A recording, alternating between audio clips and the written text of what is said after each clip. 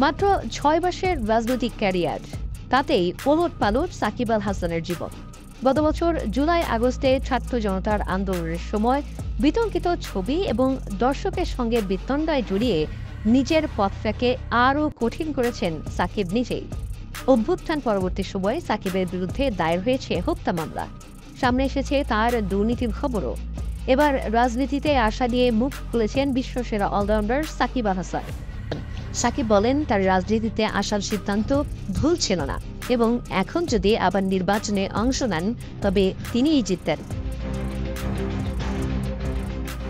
রাজনীতিতে আসার সিদ্ধান্ত নিয়ে সাকিব আল হাসান বলেছেন, রাজনীতিতে যোগ দেওয়া যদি আমার জন্য ভুল হয়ে থাকে তবে ভবিষ্যতে যে কেউ রাজনীতিতে যোগ দিলে সেটিও ভুল হবে। ডাক্তার, ব্যারিস্টার, ব্যবসায়ী যে কেউ রাজনীতিতে যোগ দিলেই সেটি ভুল হতে পারে। রাজনীতিতে যোগ দেয়া যে কোনো নাগরিকের অধিকার এবং যে কেউ তা করতে পারে। মানুষ আপনাকে ভোট দেবে কি দেবে না সেটা তাদের ব্যাপার। আমি যখন যোগ দিয়েছিলাম তখন আমি সঠিক ছিলাম বলেই মনে করি এবং আমি এখনো বিশ্বাস করি যে আমি সঠিক ছিলাম, কারণ আমার উদ্দেশ্য ছিল মাগুরার মানুষের জন্য কাজ করা। আমি অনুভব করছি আমি তাদের জন্য কিছু করতে পারি। আমি এটাও অনুভব করছি যে মাগুরার মানুষ আমাকে চেয়েছিল। নির্বাচনে জেতা নিয়ে সাকিব বলেন, আমি বিশ্বাস করি আমার নির্বাচনী এলাকায় একটি সুষ্ঠু নির্বাচন হয়েছে এবং আমি মনে করি না যে আমি যদি দাঁড়াই তাহলে অন্য কেউ জিতবে। সুতরাং স্বাভাবিকভাবেই আমি যা করেছি তাতে আমি কোনো ভুল দেখি না। যখন আমি নির্বাচনে দাঁড়াই তখন আমি মাগুরার মানুষের সেবা করার সুযোগ চেয়েছিলাম। মানুষ আমাকে সেই সুযোগ দিয়েছিল।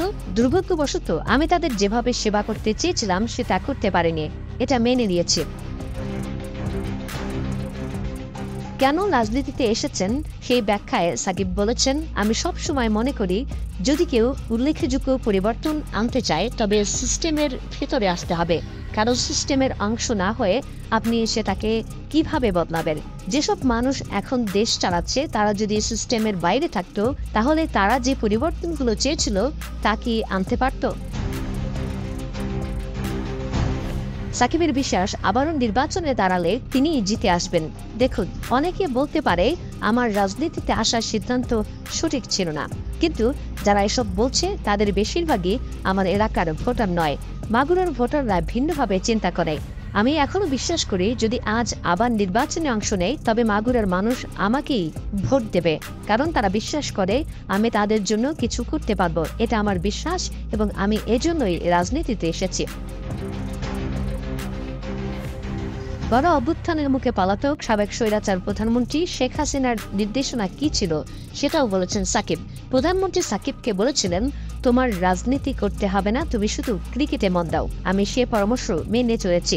আমার আর কোনো এজেন্ডা ছিল না। সবসময় ভেবেছি যতদিন ক্রিকেট খেলছি, যতদিন ক্রিকেটে আছি সেটি অগ্রাধিকার পাবে।